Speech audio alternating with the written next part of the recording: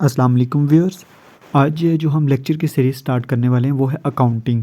इसमें हम कवर करेंगे अकाउंटिंग की डेफिनेशन, अकाउंटिंग के रिलेटेड जितनी बेसिक टर्म्स हैं वो, फिर अकाउंटिंग साइकिल को हम कवर करेंगे। तो आज इसका पहला लेक्चर है, तो इसमें हम डिस्कस करेंगे अकाउंटिंग की डेफिनेशन को। मैं सिर्फ इस पूरे लेक्चर में अकाउंटिंग की डेफिनेशन को ही कवर करूँगा, वो इसलिए क्योंकि इसको मैं इन डेप्थ आपको इस डेफिनेशन का हर पार्ट के बारे में बताऊँगा कि हर पार्ट इसका क्या रिप्रेजेंट करता है। क्योंकि जितना भी अकाउंटिंग साइकिल है ना, वो पूरी की पूरी जो चीज़ें उसमें इन्वॉल्व हैं वो सब की सब इस अकाउंटिंग डेफिनेशन में इंक्लूडेड है, और हर पार्ट इसका हर एक चीज़ को रिप्रेजेंट करता है। तो इसलिए पहले मैं इसको इन डिटेल बताऊंगा ताकि आपको अकाउंटिंग साइकिल समझना इजी हो जाए। फिर जब भी अकाउंटिंग की डेफिनेशन आप देखेंगे, सुनेंगे या पढ़ेंगे तो आपको पूरा अकाउंटिंग साइकिल जहन में आ जाएगा। सो अकाउंटिंग की डेफिनेशन को अगर देखा जाए तो अकाउंटिंग के बारे में ये कहा जाता है कि ये एक आर्ट है और साइंस है। अब आर्ट और साइंस किस चीज़ की है? Recording, classifying and summarising the financial transaction. ठीक है। और फाइनेंशियल ट्रांजैक्शन को समराइज करने के बाद उनको इंटरप्रेट करना, मीन्स कि उनके रिजल्ट्स को इंटरप्रेट करना, ये भी इसमें इंक्लूडेड है। अब ये तो इसकी डेफिनेशन है कि ये accounting is an art and science of recording, classifying, summarising the financial transaction, interpreting the results thereof. अब इसमें जितने स्टेप्स बताए गए ना, ये हर एक इम्पॉर्टेंट है। सबसे पहले अकाउंटिंग को कहा गया आर्ट, इसकी भी एक वजह है। इसको कहा गया साइंस, इसकी भी एक वजह है। फिर इसमें जो रिकॉर्डिंग है इसका क्या मतलब है, क्लासिफाइंग का क्या मतलब है, समराइजिंग का क्या मतलब है, फाइनेंशियल ट्रांजैक्शन से क्या मुराद है, और इंटरप्रेटिंग का क्या मतलब है, ये अब हम वन बाय वन देखते हैं। तो फिर इस अकाउंटिंग की डेफिनेशन की पूरी समझ हमें आ जाएगी। अब है सबसे पहला part, accounting is an art. अब इसको प्रॉपर एक्सप्लेन करने से पहले एक सिंपल सी एग्जांपल से समझाता हूँ कि आर्ट इसको क्यों कहा जाता है। आर्ट बेसिकली होता है एक फ़न, और ये फ़न बंदे में आता कैसे है? या तो वो किसी को देख देख के सीखता है, ठीक है, या फिर कोई अगर बंदा काम कर रहा होता है तो वो दूसरे को अपने साथ साथ बता रहा होता है कि तुमने ऐसे करना है। जैसे कि मैं एक एग्जांपल लूँ कि कोई काम ऐसे होते हैं जो पूरी दुनिया में किए जाते हैं, जैसे कि गंदम कैसे काश्त करनी है, ये एक आर्ट है। ठीक है। पूरी दुनिया में जहाँ जहाँ गंदम होगी वो एक ही तरह से काश्त होगी, ज़रख़ेज़ ज़मीन होनी चाहिए और उसको पानी दिया जाता है। ठीक है। और जो इसका जो प्रोसेस है वो पूरी दुनिया में है। ठीक है। एक स्टैंडर्ड है, ठीक है, एक प्रिंसिपल है जिस पे काश्त की जाती है। इसी तरह कुछ फ्रूट्स होते हैं उनके दरख्त लगाने के लिए, इसी तरह कुछ पौधे होते हैं उनको लगाने के लिए कुछ उसूल होते हैं, मीन्स कि इस तरह की ज़मीन होनी चाहिए, कुछ क्राइटेरियाज होते हैं। अब ये क्राइटेरिया पूरी दुनिया में सेम ही है। अब ये नहीं हो सकता कि कहीं किसी दुनिया में भी कि जो मैंगोज़ हैं वो सर्दियों में भी कहीं काश्त होते हों। हाँ, अगर वहाँ पे कोई आर्टिफिशियल सिचुएशंस ऐसी बनाई जाएँ जैसे वो ग्रीन हाउस इफ़ेक्ट के थ्रू वो काश्त किए जाते हैं, वो अलग बात है, लेकिन कंडीशंस तो वही बनानी पड़ती हैं ना। तो इसी तरह देखें कि वो एक फ़न है, ठीक है, वो पूरी दुनिया में चलता है और फ़न है, सब एक एक ही तरह से करते हैं, कहीं वो चेंज नहीं होता। ठीक है। यही चीज़ यहाँ भी बताई गई है कि accounting is an art. Accounting एक आर्ट है, एक फ़न है। कैसे है फ़न? कि ये पूरी दुनिया में लोग देख के भी सीखते हैं। वो देख के भी सीखते हैं, क्यों? क्योंकि इसके जो उसूल हैं वो पूरी दुनिया में एक ही हैं और एक ही चलते हैं, अलग नहीं है। पाकिस्तान में जो अकाउंटिंग हो रही है वही जापान में भी होगी, वही रशिया में भी होगी, वही अमेरिका में भी होगी। ठीक है। तो इसलिए इसको एक आर्ट कहा गया है। क्यों कहा गया है? क्योंकि ये पूरी दुनिया में सेम ही उसूल हैं इसको करने के। ठीक है। और लोग देख देख के भी सीख रहे हैं। दूसरे तरीके से समझाता हूँ, थोड़ा ऑफिशियल तरीके से समझाता हूँ। आपने एक टर्म सुनी होगी gap, generally accepted accounting principles. अब जो जनरली एक्सेप्टेड अकाउंटिंग प्रिंसिपल्स है ना, ये जनरली हैं। ठीक है। तो ये जनरली यही एक्सेप्ट किए जाते हैं हर जगह। ठीक है। और ये यूनिवर्सली ये फॉलोड होते हैं और यही इम्प्लीमेंट होते हैं। ठीक है। तो सब जगह यही फॉलोड होते हैं, यही इम्प्लीमेंट होते हैं, यही जनरली एक्सेप्टेबल प्रिंसिपल्स हैं। तो कई लोग इनको देख के भी सीख रहे होते हैं। ठीक है। तो अब देख के भी सीख रहे होते हैं तो इट मीन्स कि वो देख के ये सीख रहे हैं, तो अकाउंटिंग उनके लिए एक आर्ट है। ठीक है। तो अकाउंटिंग एक आर्ट होता है। ठीक है। क्यों? क्योंकि इसकी तमाम फाइनेंशियल फाइंडिंग, फाइनेंशियल प्रोसेस जो होता है वो इम्प्लीमेंट होता है या फॉलो होता है कौन सा वाला? जो यूनिवर्सली एक्सेप्टेड मेथड है। वो कौन सा है यूनिवर्सली एक्सेप्टेड मेथड? वो है gap, generally accepted accounting principle. तो सिंपल सी बात है, इसको मैं सम अप करता हूँ, एक टर्म में आपको बताता हूँ कि आर्ट क्यों है। आर्ट इसलिए है कि जो इसके उसूल हैं वो जनरली और यूनिवर्सली एक्सेप्टेबल हैं, ठीक है, हर जगह वही फॉलो होते हैं, वही इम्प्लीमेंट होते हैं। तो ये उसकी बेस पे सारा काम हो रहा होता है और लोग देखा देखी में भी सीख रहे होते हैं। जैसे कि अगर बैंक्स में देखा जाए, कुछ लोग होते हैं वो अकाउंटिंग का रूल्स तो हम वो कर रहे होते हैं, लेकिन उन्होंने साइंटिफिकली नहीं पढ़ी होती है अकाउंटिंग, लेकिन देखा देखी में किसी से देख के या किसी ने साथ बिठा के सिखाया होगा तो वो सीख के होंगे। अकाउंटिंग आर्ट भी है, ठीक है। अब बात करते हैं साइंस कैसे है अकाउंटिंग। अकाउंटिंग साइंस ऐसे है ना, हमने ऊपर क्या कहा कि ये बेस कर रही होती है जनरली एक्सेप्टेड अकाउंटिंग प्रिंसिपल्स के ऊपर। तो अब ये जो प्रिंसिपल्स हैं ये बने कैसे, ठीक है, ये प्रॉपर तरीके से बने, इन पे प्रॉपर एक्सपेरिमेंट ऑब्जर्वेशन हुई है। वो लैब वाले एक्सपेरिमेंट्स तो नहीं हुए, लेकिन इसको प्रैक्टिकली इसको उन्होंने ट्राई करके देखा, ऑब्जर्व किया, इस पे एक्सपेरिमेंट किए, तब जाके उन्होंने कुछ स्टैंडर्ड्स बनाए, कुछ उसूल बना के हमें दिए, ठीक है। अब इन्होंने जब ऑब्जर्वेशन और एक्सपेरिमेंट्स के थ्रू ये काम किया तो इट मीन्स ये साइंटिफिकली है। साइंस का मतलब क्या? Knowledge of observation and experiments, ठीक है। तो इसलिए इसको साइंस भी कहा जाता है। और एक और रीज़न है जिसकी वजह से इसको साइंस कहा जाता है, क्यों? क्योंकि कई लोग जो है अकाउंटिंग जो होते हैं वो साइंटिफिकली सीखते हैं। साइंटिफिकली कैसे सीखते हैं? प्रॉपर वे में, इसकी प्रॉपर डिग्री होती है, प्रॉपर सर्टिफिकेशन होती है, प्रॉपर क्वालिफिकेशन होती है, इसलिए भी इसको साइंस कहा जाता है, क्योंकि लोग प्रॉपर वे में सीखते हैं, ठीक है, प्रॉपर वे में। और जो प्रॉपर वे, ऑर्गेनाइज्ड वे होता है वो साइंस ही हमें बताती है, मॉडर्न स्टडीज़ हमें बताती हैं। और इसको दूसरी रीज़न जो मैंने पहले बताई कि इसके जो तमाम गैप प्रिंसिपल्स हैं वो तमाम के तमाम ऑब्जर्वेशन एक्सपेरिमेंट्स के थ्रू आए, इसलिए इसको साइंस कहा जाता है। जैसे कि यहाँ भी लिखा हुआ है, accounting is a science because if we see towards the science it means that organise knowledge based on certain basic principles which comes through observation experiments, ठीक है। तो ऑर्गेनाइज नॉलेज होता है, ठीक है, बेसिक प्रिंसिपल्स के ऊपर बेस होता है, जो ऑब्जर्वेशन और एक्सपेरिमेंट्स के थ्रू होता है, इसलिए इसको साइंस कहा जाता है, क्योंकि ये भी एक ऑर्गेनाइज नॉलेज है, ठीक है, स्टेप बाय स्टेप प्रोसेस होता है, सर्टेन प्रिंसिपल्स हैं इसके, तो इस वजह से इसको साइंस भी कहा जाता है। तो अब ये कहना आपको समझ आ रहा होगा कि अकाउंटिंग आर्ट क्यों है, ठीक है, क्योंकि जनरली एक्सेप्टेड अकाउंटिंग प्रिंसिपल भी बेस कर रहा है, जो यूनिवर्सली इंप्लीमेंट होते हैं, फॉलो होते हैं, ठीक है, और लोग देखा देखी में सीख रहे हैं, ठीक है, कई लोग देखा देखी में सीखते हैं, तो वो अकाउंटिंग इज एन आर्ट हो गया। अकाउंटिंग साइंस क्यों है? क्योंकि इसके जितने प्रिंसिपल्स हैं वो ऑब्जर्वेशन और एक्सपेरिमेंट के थ्रू आए, वो प्रिंसिपल्स जो हैं वो ऑर्गेनाइज्ड नॉलेज बेस्ड हैं, ठीक है, ऑर्गेनाइज्ड नॉलेज या स्टेप बाय स्टेप प्रोसेस है। अब वही इसके बाद हम स्टेप बाय स्टेप प्रोसेस पढ़ेंगे कि वो कौन से प्रोसेस है। अब इसका जो प्रोसेस है उसमें recording, classifying and summarising the financial transactions. तो सबसे पहले ये देख लेते हैं फाइनेंशियल ट्रांजैक्शंस कौन सी होती हैं। फाइनेंशियल ट्रांजैक्शन को समझने से पहले ट्रांजैक्शन का कंसेप्ट होना ज़रूरी है। ट्रांजैक्शन बेसिकली होती है कोई भी डील बिटवीन टू पर्सन, ठीक है, कोई भी डील जब होती है दो बंदों के दरमियान तो उसको ट्रांजैक्शन कहा जाता है। अब यहाँ पे इन्होंने डेफिनेशन लिखी है, transaction means economic activity that happens between two person.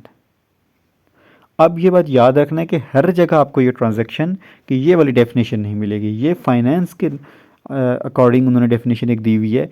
आपको जो नॉर्मली डेफिनेशन मिलेगी ट्रांजैक्शन की वो मिलेगी any dealing between two person, वो होती है हमारी ट्रांजैक्शन, ठीक है।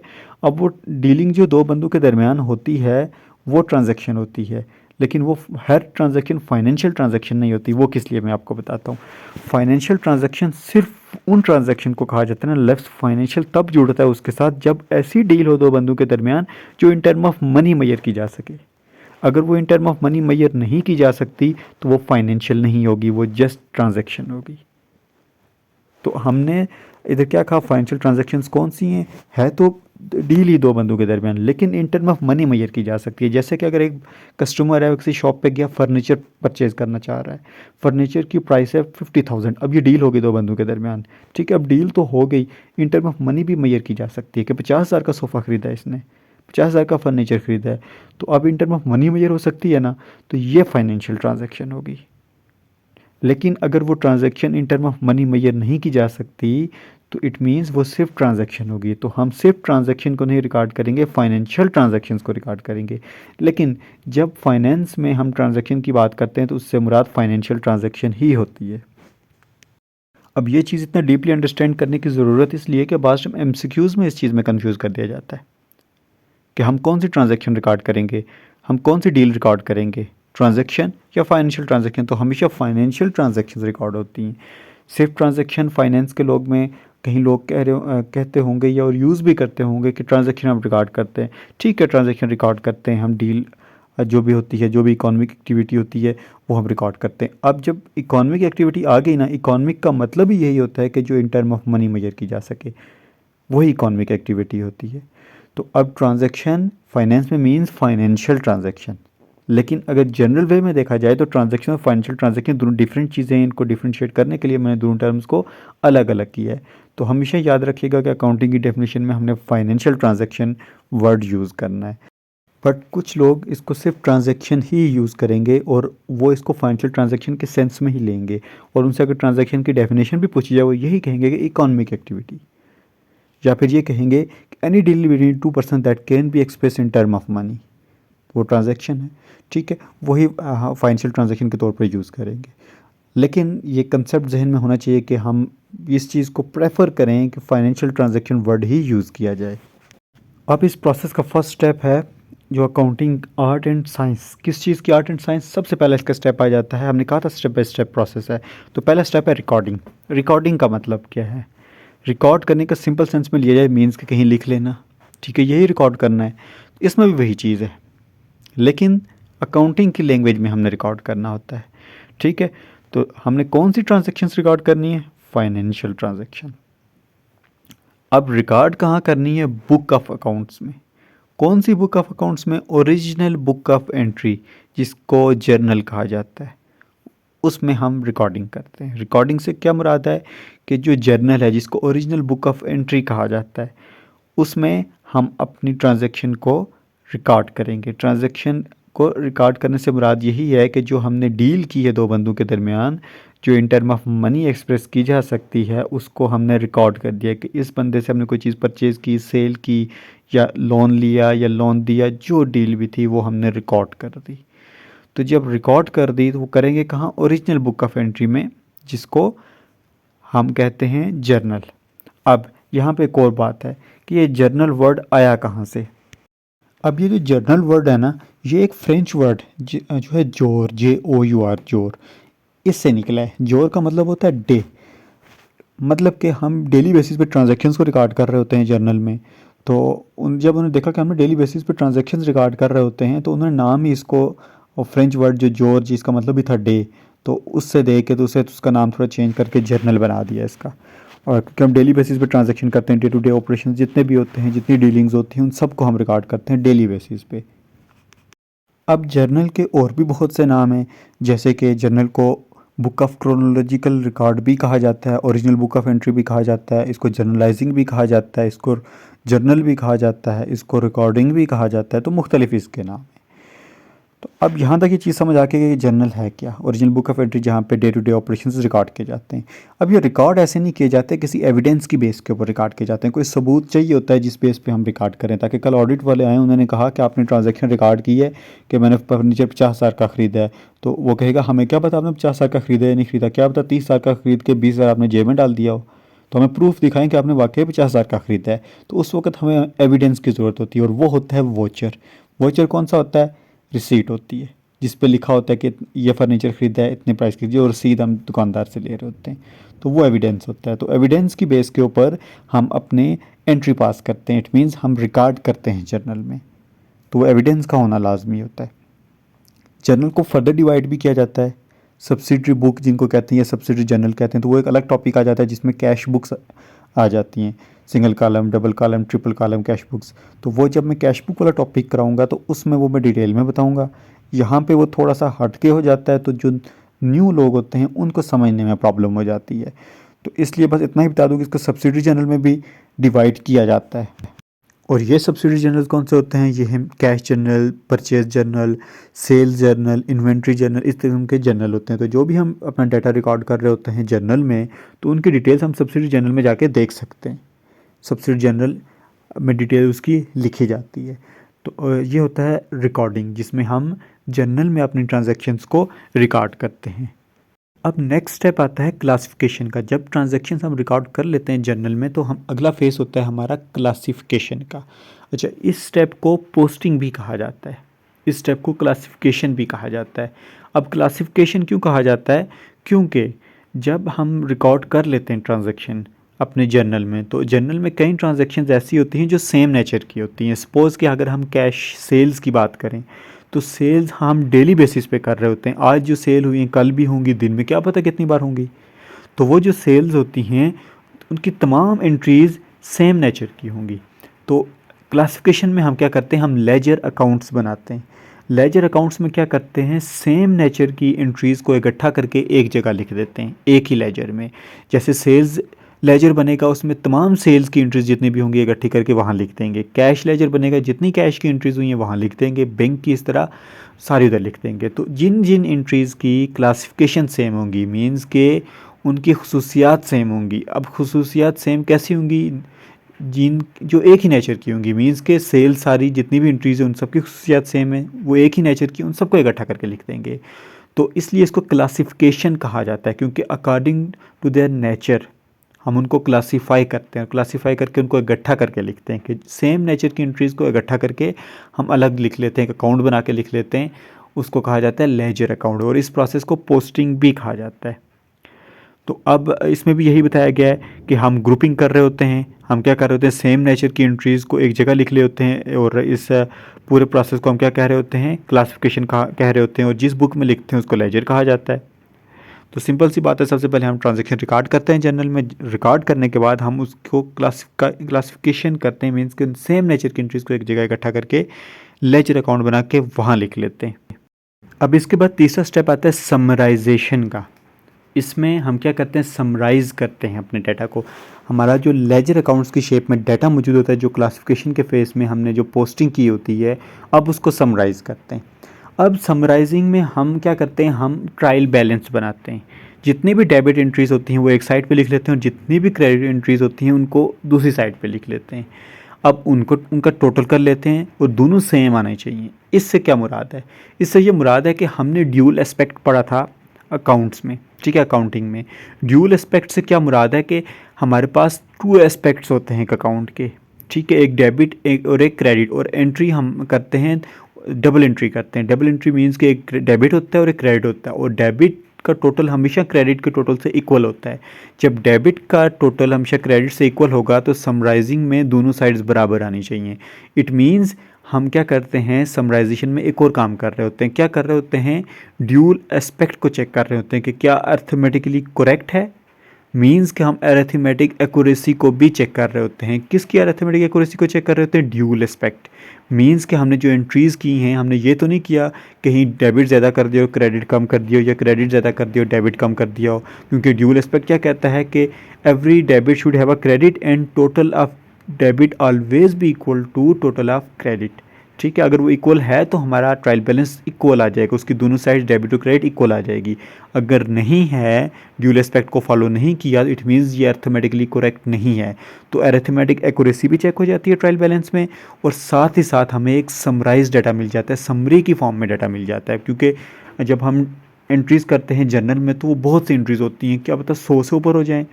जब इसी तरह हम जब लेजर अकाउंट्स बनाते हैं, सेम नेचर की एंट्रीज़ को तो इकट्ठे कर लेते हैं, लेकिन वो कोई कम से कम, मैं कह रहा हूँ कि छोटे से जो बिज़नेस है उसमें भी हमारे 25-30 लेजर अकाउंट्स बन जाते हैं। तो उसमें से डाटा समराइज़ नहीं हुआ होता, तो फिर उसके बाद ट्रायल बैलेंस हम बना लेते हैं। उसमें दो काम हो जाते हैं, डाटा समराइज्ड व्यू में हमारे पास आ जाता है, और साथ ही साथ अरिथमेटिक एक्यूरेसी भी चेक हो जाती है।